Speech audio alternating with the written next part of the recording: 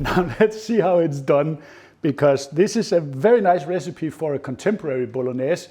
It's inspired by a video I've seen on Vincenzo's Plate. It's actually very good, that video. Recently we have done authentic bolognese with the recipe from 1890.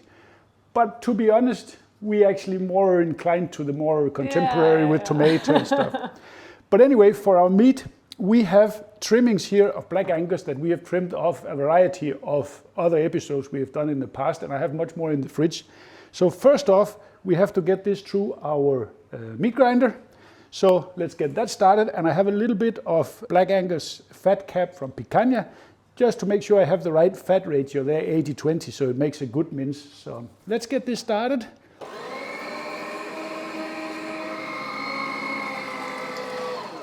And I'll keep processing all of what we have, and then I'll see you when we're ready. Well, that became more than expected. Small portions, as always. Always. So we actually ended up with 3.5 kilos of minced from trimming. So I had to bring out the big boy, the biggest rondo pot we have. That shows how much we barbecue, actually. That's a little bit scary, actually. Yeah. Okay, first off, we have to start with our sofrito. So let me get this started on, I would say, medium-low. Let me just see the flame here. That's like what we want. Yeah, perfect. We give it a good squirt of olive oil. There are no measurements here. Just get some oil in there. And straight up, we add our onion. This is like 5 medium-sized onions in a relatively fine dice. You don't want to dice them too fine, you want some texture. So they go in, and we want to cook them for no more than 2 to 3 minutes, just till they start getting slightly translucent. And immediately we add 6 large chopped carrots. Again, relatively fine, but not too fine. In they go. And a whole head of celery, same size dice. Of course, if you want it finer, it's up to you. You can cut it finer, but... well, you can't have ragu bolognese without sofrito. Oh, no. Sofrito, that's a given. But I also like that, because we're going to cook this for a relatively long time, I wanted to keep some texture. I don't want it to disappear into nothingness. This we will cook for maybe 5-6 minutes before we carry on. And when you see some of the celery water here in the bottom, and it's starting to evaporate off, then we're going to go in with a little bit of our red wine. We're using a Chianti. You could use a Sangiovese, that's up to you, but now we are going with Chianti. Let's say 1/3 of the bottle, just as an initial splash, don't worry. We will use the rest later. And now we just get that stirred in and let it cook off. I think it's about time to introduce our meat. This is not the steps I would have taken if I wasn't following the inspiration there from Vincenzo's Plate, because normally I would put in the meat and sear it off and take it out and then do the sofrito, but they're doing it this way and it looked really interesting, the end result. So I'm giving that a shot. So now we start breaking this up, and that will be my exercise for today, because this is going to take some time. But it's always nice to try something different. Yeah, it's a different way of doing it, but I saw him doing it on a trip to Italy, actually, together with an Italian friend, and they did it like this, and they were from Bologna, so... I'm sure they know what they're doing. Yeah, the only difference is that we're going 100% beef. They were actually beef and pork. But since we had all these trimmings, I thought beef it is. Beef it is. But keep breaking and until the beef starts releasing its water, and then we keep cooking till the water is gone. I'll show you. Well, I'm actually surprised, because I thought adding the meat on top of the sofrito would make it more difficult to break down the meat, but it was actually significantly easier. So hands off to the people from Bologna. They know what they're doing. But see, if I move this to a side now, you can see that we have lost almost all the water in the bottom here, and the pan is almost dry. A little bit seeps out, but that's okay. So I want to create a little free spot here. And I'm going to go in with about a tablespoon of minced garlic to get fragrant. And a 400-gram can of tomato paste. And we're going to add all of it, because we want that to cook off a little bit. Let's get all of it out. Perfect. You see that is the little bit of water that comes out? That's all that's left? Nothing. This is perfect. We just cook this for 20-30 seconds, not more. But while that cooks off, on top of the meat we're going to add an initial pinch of salt here, like big salt, 2 pinches of salt. We're going to salt at the end, but I want some salt now to start giving it some, combine the flavors.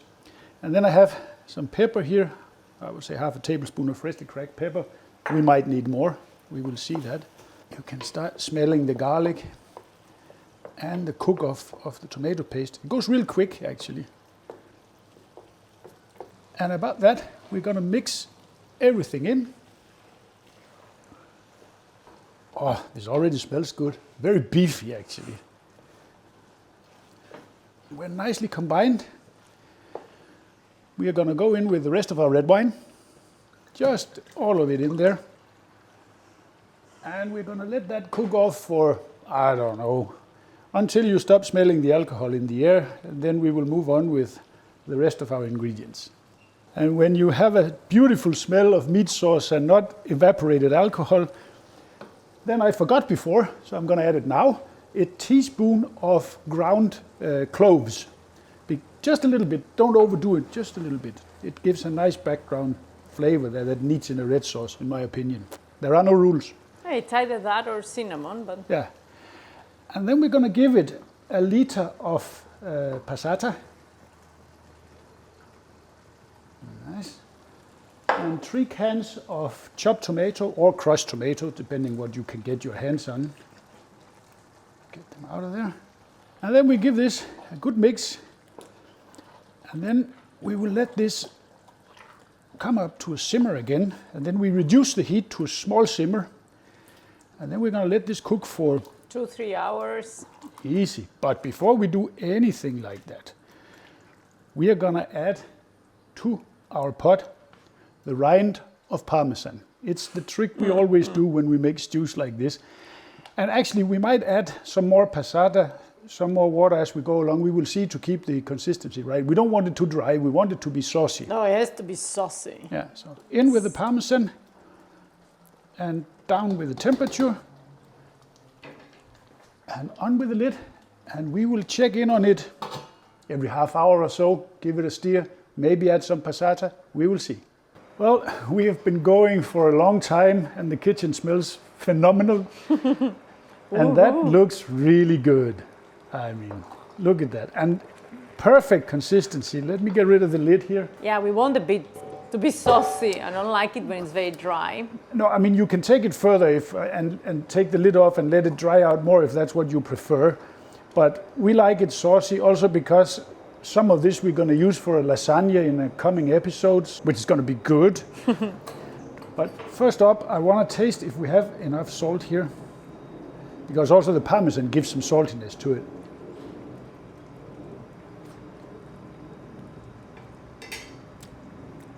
No, it's perfect. Savory, flavorful. That is just perfect bolognese. So let me kill the heat. And then we're going to plate this up. See you over there. Well, here we have it. Beautiful plate of pasta bolognese or ragu bolognese served over penne.